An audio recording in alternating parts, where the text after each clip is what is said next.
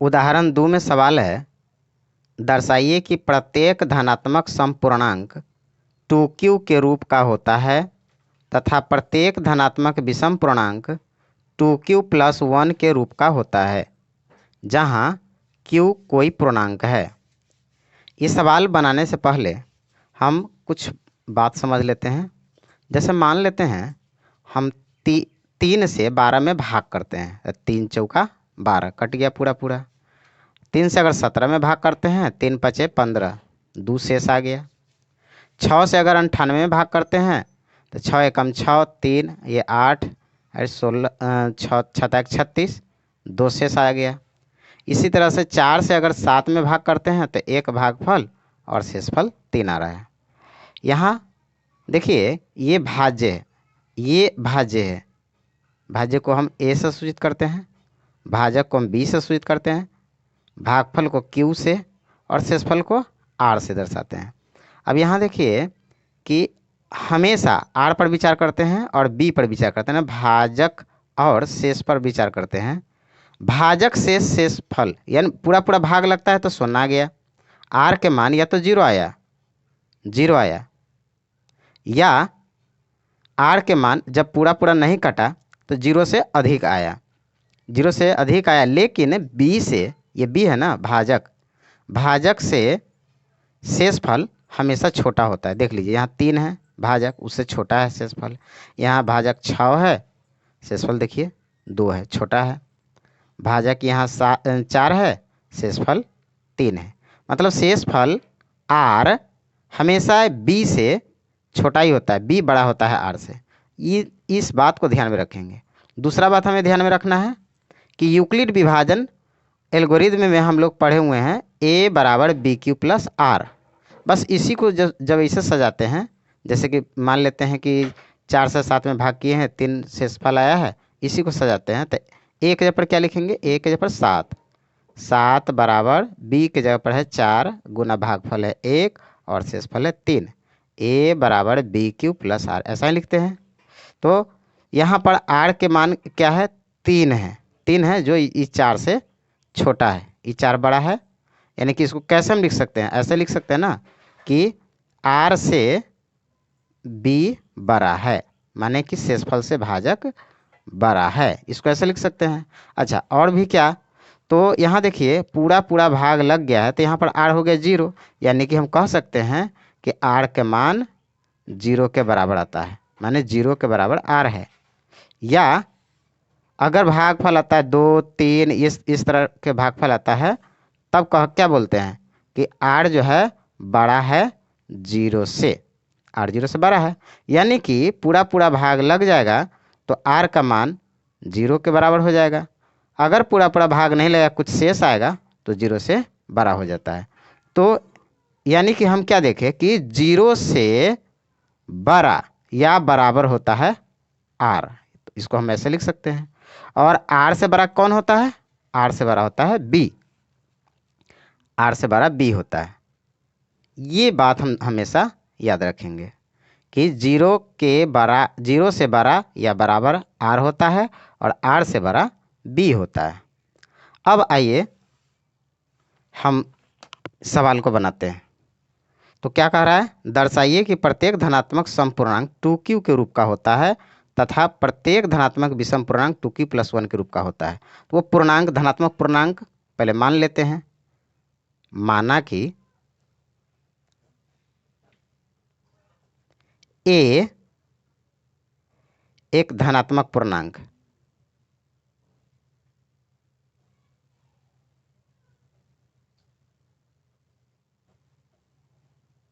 है, जहां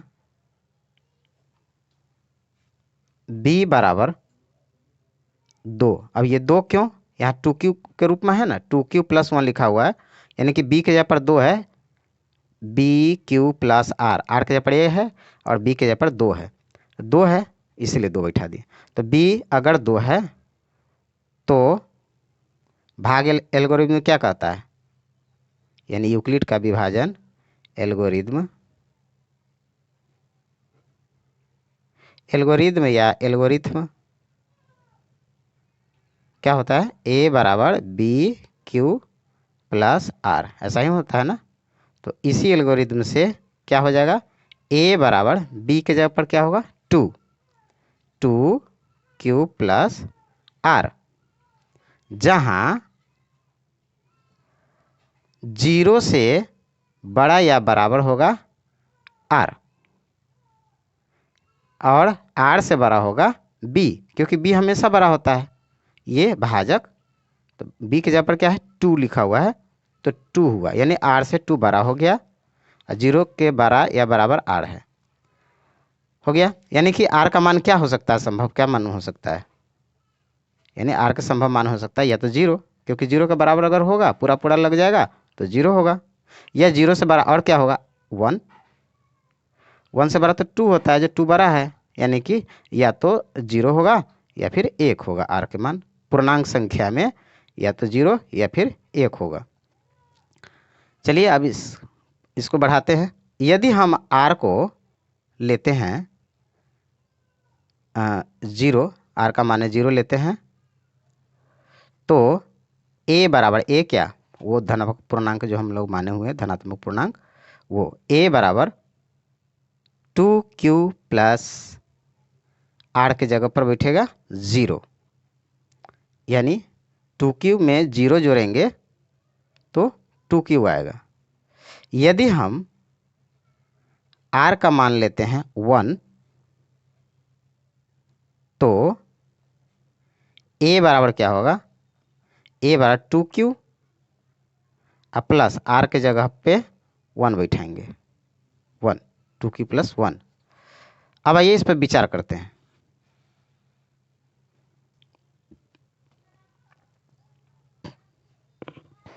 यहां देखिए कि 2q है, 2q है माने 2 है सम संख्या और q एक पूर्णांक संख्या है ना, लिखा हुआ पूर्णांक, ये लिखा हुआ है q कोई पूर्णांक संख्या है, तो q पूर्णांक संख्या है, पूर्णांक संख्या 1 2 3 4 5 6 इस तरह से धन पूर्णांक लिखा हुआ है, तो पूर्णांक संख्या है, और 2 जो है सम संख्या है। अभी सम संख्या में किसी भी पूर्णांक संख्या से गुना करेंगे तो वह सम संख्या ही प्राप्त होगा।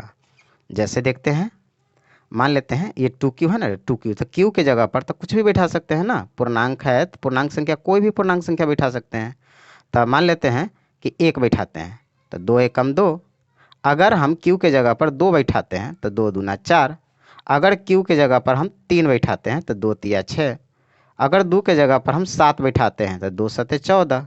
तो इस तरह से q का कोई भी मान, कोई भी धनात्मक मान बैठाते हैं, हमें धनात्मक सम संख्या ही प्राप्त हो रही है। ये देखिए 2 4 6 14 ये सब सम संख्या है, यानी कि हम कह सकते हैं कि q के किसी भी मान के लिए, q जो पूर्णांक संख्या है इसके किसी भी मान के लिए 2q जो है हमेशा ये सम संख्या ही होगा। यानी कि हम समझ गए कि 2q सम संख्या है, सम संख्या, क्लियर। अब यहाँ देखिए इसमें 2q सम संख्या है, अभी अभी हम लोग देखे हैं। सम संख्या में अगर 1 जोड़ते तो क्या होगा, सम संख्या मान लेते हैं कि ये 2 है, तो 2 में 1 जोड़ेंगे तो क्या होगा, 3 हो जाएगा। अच्छा 4 अगर है तो 4 में 1 जोड़ेंगे तो क्या होगा, 5 हो जाएगा। 6 है तो 6 में अगर 1 जोड़ेंगे तो क्या होगा, 7 हो जाएगा। 14 में 1 जोड़ेंगे 15 हो जाएगा। यानी कि सम संख्या में 1 जोड़ने पर यह विषम संख्या बन जा रहा है, 3 5 7 15 सारा विषम संख्या है, यानी कि निश्चित रूप से ये विषम संख्या है। 2q सम संख्या, उसमें 1 जोड़ दिए तो हो गया विषम संख्या, विषम संख्या। देखिए सवाल में जो लिखा हुआ था, कि सवाल में लिखा हुआ था, देखते हैं, ये है, ये सवाल है कि दर्शाइए कि प्रत्येक धनात्मक सम पूर्णांक 2q के रूप में होता है। तो देखिए यहाँ धनात्मक सम पूर्णांक जो है वह 2q के रूप में आ गया। फिर लिखा हुआ है कि धनात्मक विषम पूर्णांक 2q प्लस 1 के रूप का होता है। तो यहाँ देखिए धनात्मक विषम पूर्णांक जो है 2q प्लस 1 के रूप में है, यही साबित करना था। तो हम ऐसे लिख सकते हैं कि प्रत्येक धनात्मक सम पूर्णांक 2q के रूप का होता है तथा प्रत्येक धनात्मक विषम पूर्णांक 2q + 1 के रूप का होता है। कब? जब 2 हो भाजक तब। अगर भाजक 3 है 4 है तो उसका फिर अलग होगा, अगले उदाहरण में हम लोग जानेंगे। तो यहाँ हम लिख सकते हैं, लिखेंगे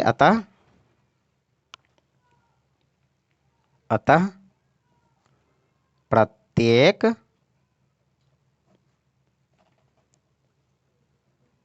धनात्मक समपूर्णांक, प्रत्येक धनात्मक समपूर्णांक 2q के रूप का होता है,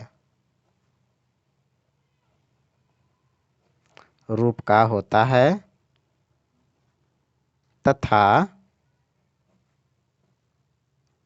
प्रत्येक धनात्मक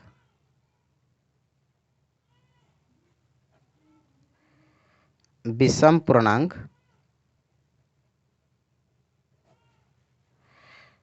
2q + 1 के रूप का होता है।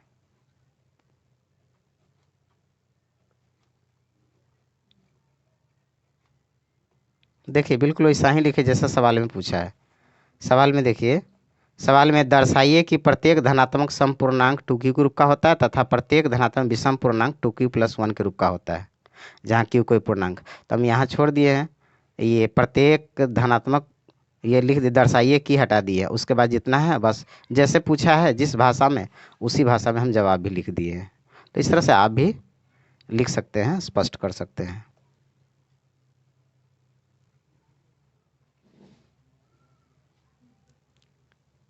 इसी प्रकार हम उदाहरण 3 को बनाएंगे। सवाल है, दर्शाइए कि एक धनात्मक विषम पूर्णांक 4q + 1 या 4q + 3 के रूप का होता है, जहाँ q एक पूर्णांक है। बिल्कुल वैसा ही बनाएंगे। देखिए माना कि a एक पूर्णांक संख्या है या धनात्मक पूर्णांक संख्या है, a एक लिख देते हैं धनात्मक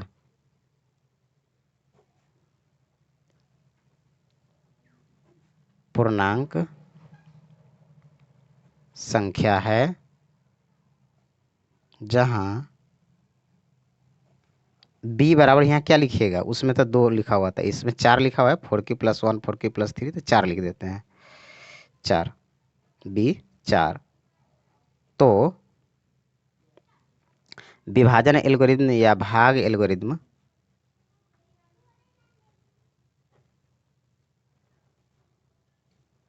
क्या है, a बराबर bq + r है। यह विभाजन एल्गोरिथम से a के जगह a बराबर b के जगह पर हो जाएगा 4q + r, जहाँ 0 से बड़ा या बराबर r होता है और r से बड़ा हमेशा b होता है। यहाँ b के जगह पर 4 लिखा हुआ है, यानी कि यहाँ 4 लिखेंगे। 0 से बड़ा या बराबर r और r से बड़ा 4, तो इसलिए r का मान क्या हो जाएगा, 0 1 2 और 3, उसके बाद तो 4 आता है और 4 बड़ी संख्या है, तो 0 से लेके 3 तक r का मान हो गया। अब हम क्या करेंगे,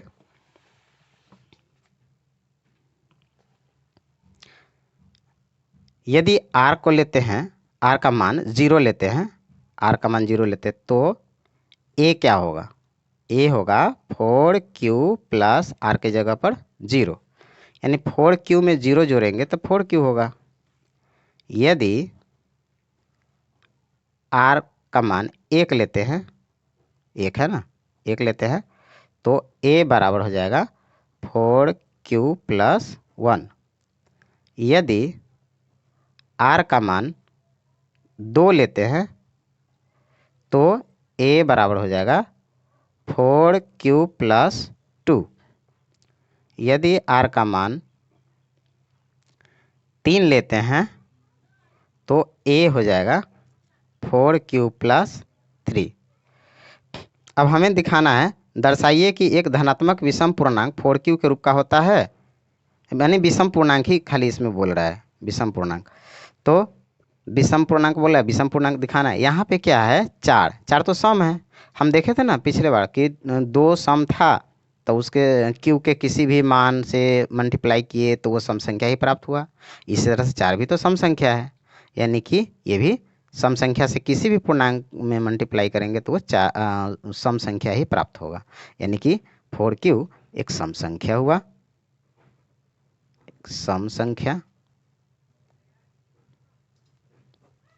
अच्छा, 4q क्या हो, 4q प्लस 1 क्या होगा, ये सम है ना, सम में एक जोड़ेंगे तो विषम होगा,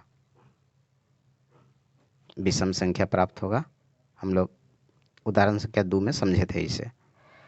अगला है 4q प्लस 2 है, तो ये तो सम है, ये भी सम है, तो सम में सम जोड़ेंगे तो क्या होगा, सम होगा। मतलब 4q के मान लेते हैं 8 है, 8 में 2 जोड़ेंगे तो 10 होगा, तो 8 सम है तो 10 भी तो सम ही हुआ, सम संख्या। अब ये 4q सम है और मैं एक विषम संख्या जोड़ते हैं, मान लेते हैं ये 8 है और ये 3, तो 8 3 11, तो ये तो विषम हो गया। यानी कि सम संख्या में विषम संख्या जोड़ते हैं तो विषम संख्या प्राप्त होता है, सम संख्या में अगर सम संख्या ही जोड़ते हैं तो सम संख्या प्राप्त होता है, ये याद रखिएगा, विषम संख्या। ये हो गया 4q प्लस 3 विषम संख्या हो गया। यानी कि देखे क्या, विषम संख्या या तो 4q प्लस 1 के रूप का है या 4q प्लस 3 के रूप का है। मतलब इससे स्पष्ट हो गया कि अगर किसी संख्या में, किसी पूर्णांक में अगर 4 से हम भाग करते हैं तो उस स्थिति में विषम संख्या या तो 4q प्लस 1 के रूप का होता है या 4q प्लस 3 का रूप का होता है। देखिए उदाहरण संख्या 3 जो है, ये उदाहरण संख्या 3 में लिखा है, दर्शाइए कि एक धनात्मक विषम पूर्णांक 4q प्लस 1 या 4q प्लस 3 के रूप का होता है। और इसको हम क्लियर कर लिए, 4q प्लस 1 जो है विषम है, 4q प्लस 3 भी विषम है, अभी हम लोग बनाए हैं। बस इसी तथ्य को लिख लेते थे, यहाँ से दर्शाइए कि हटा देंगे, यहाँ से लिखेंगे अतः एक धनात्मक विषम पूर्णांक 4q प्लस 1 या 4q प्लस 3 के रूप का होता है, जहाँ q एक पूर्णांक है। बस इतना लिख देंगे, हो गया, सीधे वही बात लिख देते हैं। अतः एक धनात्मक विषम पूर्णांक 4q प्लस 1, देखे ना विषम पूर्णांक, हमें सम पर तो विचार करना ही नहीं है, सम के बारे में कुछ नहीं कर रहा है, इसलिए सम को छोड़ देंगे, हम विषम पर ही विचार करेंगे। तो 4q प्लस 1 या 4q प्लस 3 के रूप का होता है, जहां q एक पूर्णांक हो गया। ये लिखिए ना लिखिए, मतलब यहाँ तक लिख दीजिए, हो गया, पूर्णांक है। इसी तरह का सवाल हमें प्रश्नावली 1.1 के दूसरा, तीसरा, दूसरा चौथा में है, पाँचवा में है, तीसरा दूसरा सवाल है, तीसरा तीसरा को बताएंगे उदाहरण से। दूसरा सवाल, चौथा सवाल और पाँचवा सवाल है जो हम लोग बनाए हैं, इसी तरह से बनेगा। देखते हैं, दूसरा सवाल पहले बनाते हैं। माना कि ए एक धनात्मक पूर्णांक है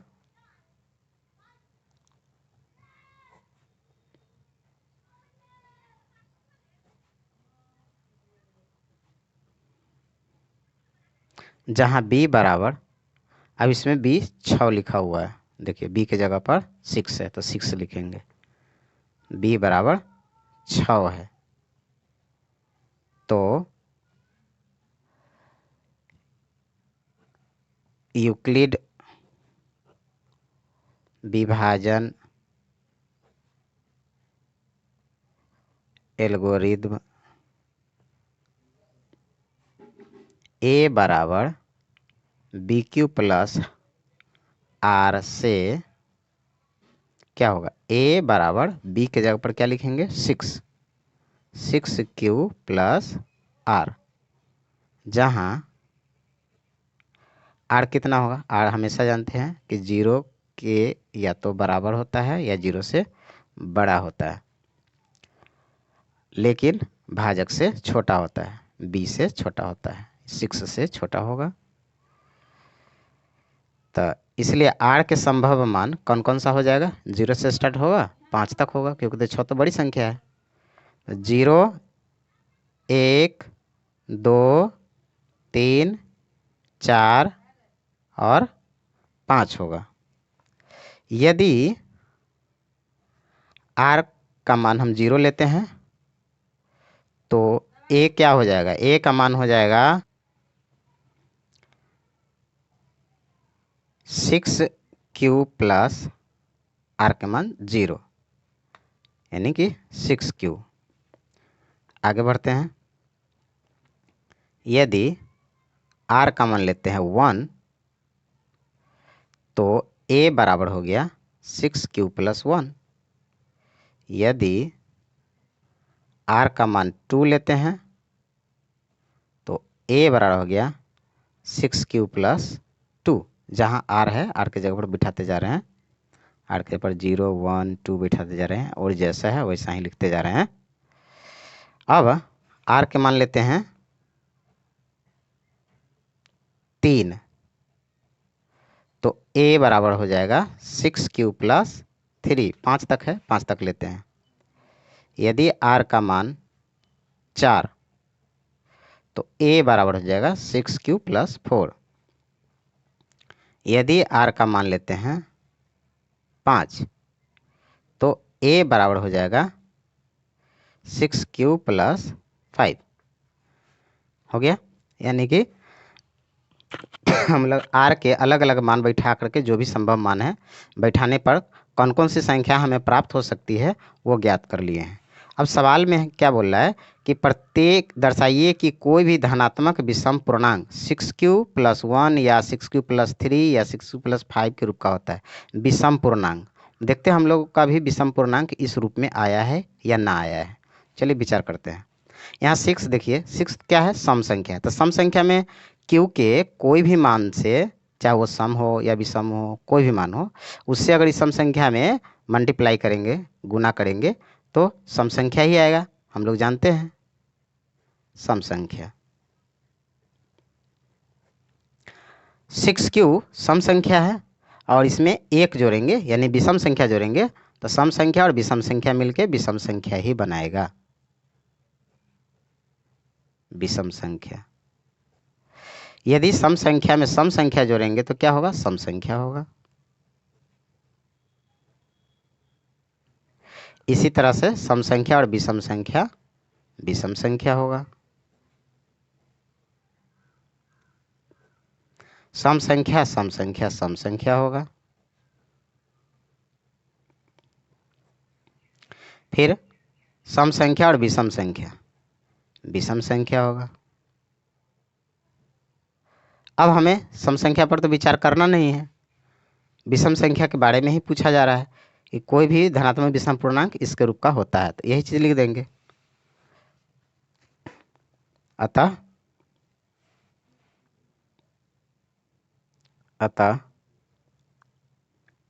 कोई भी धनात्मक विषम पूर्णांक किस परिस्थिति में, जब भाजक 6 हो तब। अगर भाजक 6 है तो कोई भी धनात्मक विषम पूर्णांक किस रूप में होगा, ये तो सम है, विषम विषम यानी 6q प्लस 1, 6q प्लस 1 या अगला कौन है 6q प्लस 3 विषम है, 6q प्लस 3 या अगला विषम है 6q प्लस 5, 6q प्लस 5 के रूप का होगा। ये जवाब तैयार हो गया। अब चौथा सवाल में है, यूक्लिड विभाजन प्रमेयिका का प्रयोग करके दर्शाइए कि किसी धनात्मक पूर्णांक का वर्ग किसी पूर्णांक m के लिए 3m या 3m+1 के रूप का होता है। चलिए आइए इसे बनाते हैं बिल्कुल उसी तरीके से जिस तरीके से पिछला सारे सवाल बनाए हैं बनाते हैं। माना कि a एक पूर्णांक संख्या है, धनात्मक पूर्णांक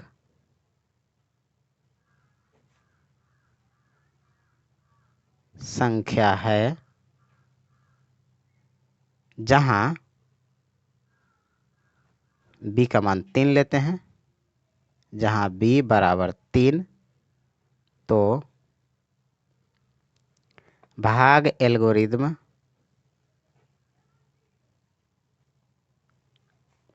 a बराबर BQ प्लस R से a बराबर b के जगह पर 3 बैठाएंगे 3Q प्लस R, जहां 0 से बड़ा या बराबर R है और R से बड़ा ये 3 यानी कि भाजक 3 है। इसलिए R के संभव मान हो गया 0, 1 या 2। 2 से बड़ा तो फिर 3 है, 2 से आगे होगा नहीं, यानी में 3 माना हो गया। बारी बारी से R का मान रखने पर R 0 है तो A कितना हो जाएगा 3Q प्लस 0 यानी कि 3Q। यदि R 1 तो A बराबर हो जाएगा 3Q प्लस 1। यदि R का मान लेते हैं 2 तो A बराबर हो जाएगा 3Q प्लस 2। अब ये तो निकाल लिए, सवाल क्या कह रहा है? सवाल कह रहा है कि यूक्लिड विभाजन प्रमेयिका का प्रयोग करके दर्शाइए कि किसी धनात्मक पूर्णांक का वर्ग किसी पूर्णांक m के लिए 3m या 3m+1 वर्ग कह रहा है, धनात्मक पूर्णांक का वर्ग। अब इसका वर्ग निकालते हैं, वर्ग निकालते हैं। लिखेंगे इनके वर्ग करने पर, इनके वर्ग करने पर, वर्ग के क्या मतलब स्क्वायर, माने 3Q है ये ना, a बराबर 3Q तो इसका वर्ग करेंगे 3Q का, माने a का पूर्णांक अगर a पूर्णांक है और यह 3Q के फॉर्म में है तो 3Q का वर्ग करते हैं तो 3Q का वर्ग हो जाएगा कितना होगा 3Q इंटू 3Q यानी 3 तिया 9 Q स्क्वायर हो गया। अच्छा आगे है 3Q प्लस 1 है, उसका वर्ग करते हैं 3Q प्लस 1 का वर्ग करते हैं तो हो जाएगा a प्लस बी के होल स्क्वायर पर तोड़ दीजिए तो a स्क्वायर मतलब जहाँ a बोलेंगे वहाँ 3Q लिखेंगे और जहाँ b बोलेंगे वहाँ 1 लिखेंगे। क्यों? a के जगह पर 3Q है, b के जगह पर 1 है, इसलिए तो a प्लस बी के होल स्क्वायर a स्क्वायर यानी कि 3Q square plus 2ab 2 into a के जगह पर 3 है, q है तो 3Q बैठाएंगे, b के जगह पर 1 है तो 1 बैठा दिए, a square plus 2ab plus b square तो b स्क्वायर b के जगह पर 1 है तो 1 के स्क्वायर हो जाएगा, यानी a प्लस बी के होल स्क्वायर पर सजा दिए a square plus 2ab plus b square यानी हो गया 3Q square plus 2 3Q plus into 1 plus 1 square. अब मल्टीप्लाई करते हैं 3Q के स्क्वायर का मतलब 3 तिया 9Q square 9Q square plus 2 तिया 6 एकम 6Q प्लस 1 के स्क्वायर 1, इस रूप में आ गया। अब इसको बनाते चलते हैं। देखिए 9Q स्क्वायर को हम 3 इंटू 3Q स्क्वायर लिख सकते हैं, 3 तिया 9Q स्क्वायर हो जाता है 3, ठीक है। अब हमको किस रूप में बदलना है? हमें बदलना है या तो 3m के रूप में या 3m+1 के रूप में। तो m का तो कुछ भी मान हो सकता है, जैसे कि हम लोग q बोल रहे हैं, यहाँ पर q का कुछ भी मान हो सकता है। इसी तरह से m का कुछ भी मान हो सकता है, कुछ भी मान हो सकता है जो पूर्णांक ही है। यहाँ पर भी पूर्णांक ही है, ये 3Q पूर्णांक है, ये पूर्णांक संख्या है और Q भी तो पूर्णांक है ना, पूर्णांक के स्क्वायर करेंगे तब पूर्णांक ही होगा और पूर्णांक के स्क्वायर में पूर्णांक से मल्टीप्लाई करेंगे तभी तो पूर्णांक ही होगा, यानी कि यह एक पूर्णांक संख्या है। यानी कि इसको m हम मान सकते हैं, m के ये m बराबर 3Q स्क्वायर के फॉर्म में आ सकता है। यानी कि हम इसको ऐसे लिख सकते हैं, जो 3 और ये m है, m के रूप का है, इसका रूप का है तो लिख दिए।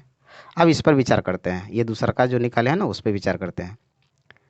अब इसमें क्या होगा, देखिए ये में तो 3 है नहीं, इसमें 3 है, 3 दूना 6 और 3 तिया 9, इसमें भी 3 है, इसमें भी 3 है। वैसे तो क्यू भी है दोनों में, लेकिन क्यू से हमें मतलब नहीं है, तो 3m के रूप लाना है ना हमें, तो सिर्फ 3 कॉमन ले लेते हैं, यानी इसमें से भी 3, इसमें से भी 3 कॉमन लेते हैं, तो कितना हो जाएगा, 3 तिया 9, 3q², ये ना होगा, अब प्लस 3 दूना 6 माने 2q हो गया। 3 खाली कॉमन लिए हैं, तो 3 इंटू 3q² प्लस 2q। अच्छा, ब्रैकेट बंद। अब +1 है, ये बाहर में है, बस इतना ही का काम किया, यहीं में से कॉमन जो लेना था ले लिए हैं, इसको बाहर छोड़ दिए हैं। यहाँ देखिए जरा गौर से कि 3 है, तो 3 है, ठीक है, और ये है q², तो ये तो पूर्णांक संख्या ना, पूर्णांक के स्क्वायर पूर्णांक होगा, वो में पूर्णांक से गुना करेंगे तो पूर्णांक ही प्राप्त होगा। फिर यहाँ भी देखिए पूर्णांक संख्या है, पूर्णांक से गुना करें तो पूर्णांक। अब दो पूर्णांकों को जोड़ेंगे तो क्या आएगा, पूर्णांक, तो पूर्णांक संख्या हो गया, यानी कि कुल मिलाकर के पूर्णांक संख्या हो गया। यानी कि हमें भी तो क्वेश्चन में दिया हुआ है कि m एक पूर्णांक है, कोई भी पूर्णांक m के लिए, तो m पूर्णांक संख्या है, यानी कि हम इसको ये m जो है इसके फॉर्म में आ सकता है, तो हम लिख सकते हैं जो ये 3 है और ये m +1, अब लिख देंगे जो 3m + 1 के रूप का है। यानी कि पहला वाला में हम देखें कि 3m का रूप का है, और दूसरा में देखें 3m + 1 के रूप में ये आ गया। अब चलिए तीसरा का है, अगर R2 है तो उस स्थिति में क्या आया था, 3q + 2 आया था ना, ये देखिए ये 3q + 2 आया था। अब इसका वर्ग करते हैं, हमने इसका वर्ग किया, इसका वर्ग किया, अब 3q + 2 का वर्ग करेंगे। चलिए करते हैं, 3q + 2 का वर्ग करते हैं, लिखते हैं, तो 3q माने कि a + b के होल स्क्वायर हुआ ना, a² + 2a के जगह पर 3q, b के जगह पर 2, अब प्लस b² यानी कि 2 के स्क्वायर, 3 तिया 9, 9q² प्लस 2 तिया 6 दूना 12q, और 2 के स्क्वायर 2 दूनी 4। अब यहाँ पर देखिए इसमें 3 है, इसमें भी 3 है, लेकिन इसमें 3 नहीं है। अगर ए में से हम 3 लेते हैं तो क्या हो जाएगा, 3q + 3 कोष्ट में हो जाएगा 3q² + 4q, यानी कि 3m का रूप का हो गया, ये 3m के रूप का हो जाएगा, लेकिन यहाँ तो 4 है, तो हमें तो वो दिखाना नहीं है, हमें तो यह दिखाना है या तो 3q + m के रूप में हो या 3m + 1 के रूप में हो। यहाँ पर है 3m + 4 के रूप में, ये तो हमें दिखाना नहीं है। ऐसा करते हैं कि 4 को हम इस तरह से लिख सकते हैं, 9q² + 12q प्लस, अब 4 के ऐसा करते हैं 3 + 1, 3 1 4 हो ही जाता है, तो 3q + 1 लिख सकते हैं। यानी कि अब हम इस सब में से 3 निकाल सकते हैं, निकालते हैं, 3 को कॉमन लेते हैं, 3 3 जा 9, यानी कि 3q² हो गया, प्लस 3 4 जा 12 माने 4q हो गया, और 3 से 3 भाग लगा 1 मरतबा, 3 को बाहर निकाल लिए, बाहर है +1। अब देखिए यहाँ q² पूर्णांक संख्या, 3 भी पूर्णांक संख्या, दोनों मिला के पूर्णांक संख्या, फिर ये पूर्णांक है, ये भी पूर्णांक है, दोनों को मल्टीप्लाई करेंगे तो पूर्णांक हो जाएगा, एक भी तो पूर्णांक है, पूर्णांक संख्या और पूर्णांक संख्या के जोड़ेंगे तो सारा का सारा पूर्णांक संख्या हो गया, यानी कि m जो है इसके फॉर्म में आ सकता है। लिखेंगे जो 3 पूरे m का रूप हो गया, m को इस रूप में लिख सकते हैं, तो 3m + 1 इस रूप में आ गया ना, 3m + 1 के रूप में आ गया, के रूप का है। तो इस तरह से हम देख लिए हैं कि कोई अगर किसी संख्या अगर 3 के लिए अगर 3 है तो किसी कोई संख्या पूर्णांक में ये b जो है 3 के रूप में है तो ये जो है इसके वर्ग करने पर जो भी संख्याएं प्राप्त हुआ है r के भिन्न भिन्न मान रखने पर वह या तो 3m के रूप का आया है या 3m+1 के रूप का। ये देखिए 3m+1 के रूप का है, दोनों में से कोई एक ही आया है और यही हमें दिखाना था। तो देखिए चौथा सवाल में है यूक्लिड व्यवहार प्रमेय का प्रयोग करके दर्शाइए कि किसी धनात्मक पूर्णांक का वर्ग किसी पूर्णांक m के लिए 3m या 3m+1 के रूप का होता है। जो 3m है ये 3m+1 के रूप का हम निकाल ही लिए हैं। इसको हम ऐसे लिख सकते हैं, अतः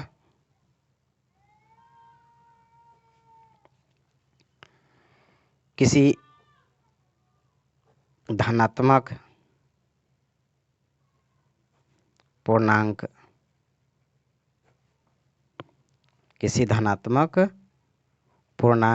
का वर्ग 3m या 3m+1 के रूप का होता है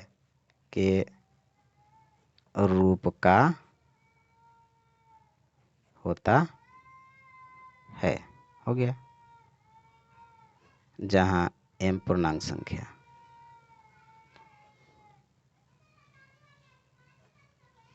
यानी कि हम ये सवाल भी बना लिए। पांचवा सवाल है यूक्लिड विभाजन प्रमेयिका का प्रयोग करके दर्शाइए कि किसी धनात्मक पूर्णांक का घन लिखा हुआ है इधर, घन 9m या 9m+1 या 9m+8 के रूप का होता है। अब इसमें घन की बात कर रहा है। आइए पहले बनाते हुए वैसा ही जैसा बनाते हैं हम लोग। माना कि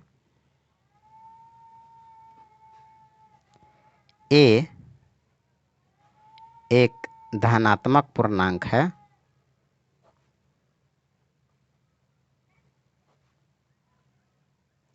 जहां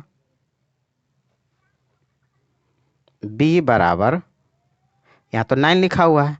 एक बात याद रखिएगा, यहाँ 9 जो लिखा हुआ है ना, अब 9 लिखेंगे तो पूरा 0 1 2 3 4 5 6 7 8 इतना सारा आ जाएगा संख्या, सबका घन करना होगा। करते करते जो है बहुत लंबा खिंचाएगा।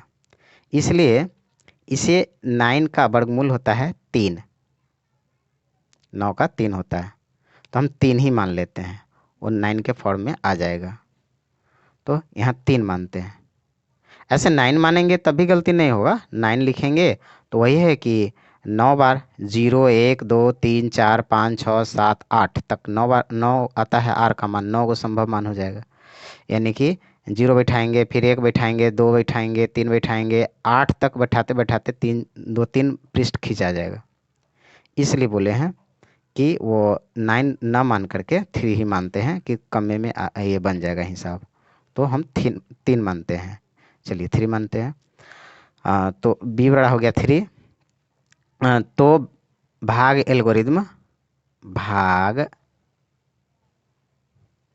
एल्गोरिदम a बराबर BQ प्लस R से सब में हम सेम विधि का उपयोग किए हैं ताकि आप लोग कोई दिक्कत ना हो और आसानी से समझ में भी आ जाए, भाषा भी सटीक हो। इसके लिए हम एक ही भाषा का इस्तेमाल किए हैं। चलिए लिखते हैं। तो a बराबर b की जगह पर 3 है 3 Q प्लस R, जहाँ R जो है 0 से बड़ा या बराबर है, लेकिन R से बड़ा कौन होगा 3। इसलिए R के संभव मान हो गया या तो 0 या 1 या 2, उसके बाद तो 3 ही आता है। अब आते हैं आगे। यदि R 0 लेते हैं तो a हो गया 3Q प्लस 0, है ना, 3Q प्लस R की जगह पर 0 यानी कि 3Q। यदि R का मान 1 लेते हैं तो 1 बराबर हो जाएगा 3Q प्लस 1। यदि r का मान 2 लेते हैं तो a बराबर आ जाएगा 3q + 2। निकाल लिए हम लोग। अब इनका घन निकालते हैं। इससे पहले वाले सवाल में वर्ग निकालना था, इसमें घन निकालते हैं। चलिए देखते हैं। इनके घन करने पर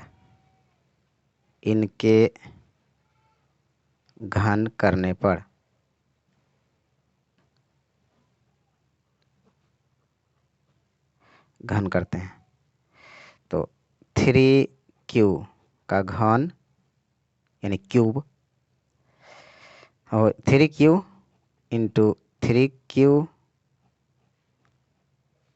इंटू 3q कितना हो जाए 3 तिया 9 तिया 27 क्यू पर 1 2 3 संख्या है।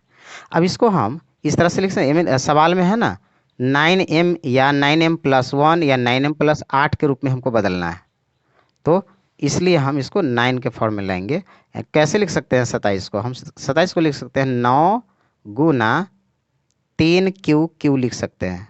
9 इंटू 3q मतलब नतिया 27 हो जाता है 9। और ये जो है q पूर्णांक संख्या है, पूर्णांक का q पूर्णांक ही होता है। और फिर 3 से मल्टीप्लाई करेंगे पूर्णांक में तो पूर्णांक ही होगा। अब पूर्णांक में फिर से मल्टीप्लाई करें तो पूर्णांक ही होगा, यानी कि ठीक है। अब 9 और ये पूर्णांक संख्या m हो गया, लिख देंगे जो 9m के रूप का है। ये तो दिखा दिए हम। अगला है 3q + 1 का होल क्यूब। देखिए अब a + b का होल क्यूब निकालना होगा। ये देखिए a + b का होल क्यूब निकालना होगा। अब a + b का होल क्यूब याद है? देखिए हम लिख के तब रिकॉर्ड करना शुरू किए हैं। a + b के होल क्यूब को हम इस तरह से लिख सकते हैं a³ + 3ab into a + b + b³, या ऐसे इसको पहले लिख लेते हैं फिर बाद में ये लिखते हैं, ये सीधा करके। या ऐसा भी लिख सकते हैं a³ b³ और 3 इसको कोष्ट को तोड़ ही दीजिए। 3a और a² हो जाएगा और b तो 3a² b प्लस 3ab और b का मल्टीप्लाई करें b² हो जाएगा। मैंने इस फॉर्म में भी लिख सकते हैं, आपको जैसा अच्छा लगे वैसे लिखिए। तो चलिए हम इस फॉर्म में लिखते हैं 3q + 1q प्लस, या फिर इसको बाद में भी लिख सकते हैं, लास्ट में भी लिख सकते हैं, कोई दिक्कत नहीं। तो 3abc a की जगह पर हो गया 3q a² भी है ना, a² b की जगह पर 1 प्लस 3 और a b² यानी कि 1 के स्क्वायर हो गया। जहाँ b बोले हैं वहाँ 1 लिखे हैं, जहाँ a बोले हैं वहाँ 3q लिखे हैं। आपको जैसे सुविधा पड़े वैसे सजा लीजिए और बनाइए। बात एक ही है। 3 तिया 9 तिया 27 q + 1 के होल क्यूब 1 प्लस 3 तिया 9 तिया 27 ये भी हो गया, q² होगा प्लस 3 तिया 9q + 1 के स्क्वायर 1 प्लस है ना यहाँ पे, हाँ 1 के स्क्वायर 1। अब यहाँ देखिए कि यहाँ पे 1 है, ये सॉरी ये गलती, तो इंटू ना है, इंटू है। तो 1 से करेंगे तो 3ab²। हाँ अब तो 3 तिया 9 और 1 के स्क्वायर 1 में जोड़ेंगे तो 9 होगा, 9q हो जाएगा। अब यहाँ सजा लेते हैं तो वो 27q³ plus 27q² plus 9q plus ये 1 यहाँ पे लिख देते हैं। सब में देखिए सब में 9 है, 9 तिया 27 9 तिया 27 9 एकम 9, सब में 9 है, कॉमन ले लेते हैं।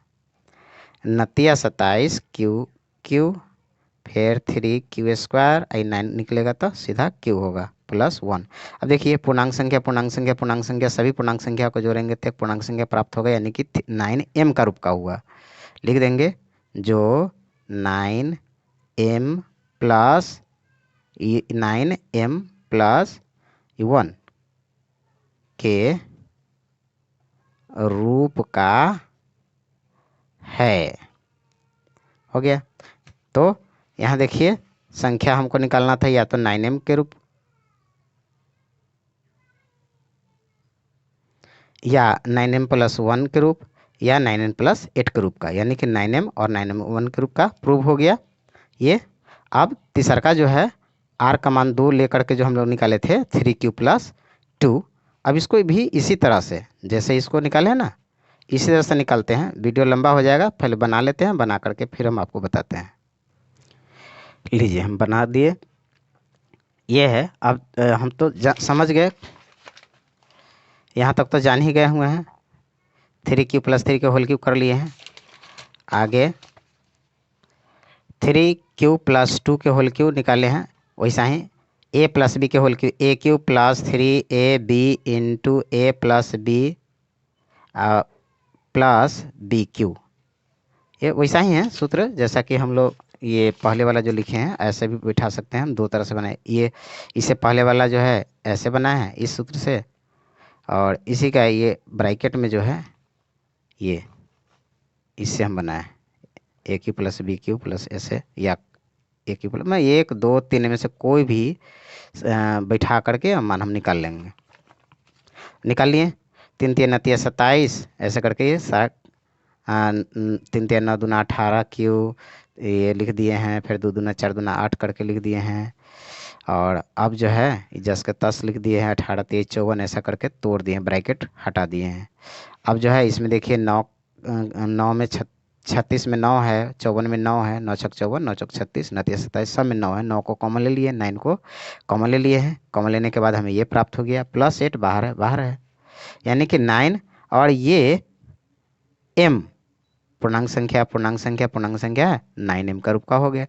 9m ये +8 जो 9m + 8 के रूप का है, यानी कि हम देख लिए या तो 9m के रूप का आया है, या 9m + 1 के रूप का आया है, या 9m + 8 के रूप का आया है। तो हम लिख दिए हैं, अतः किसी धनात्मक पूर्णांक का घन 9m या 9m + 1 या 9m + 8 के रूप का होता है। तो इस तरह से सारे सवाल का हल हम लोगों ने करना सीखा।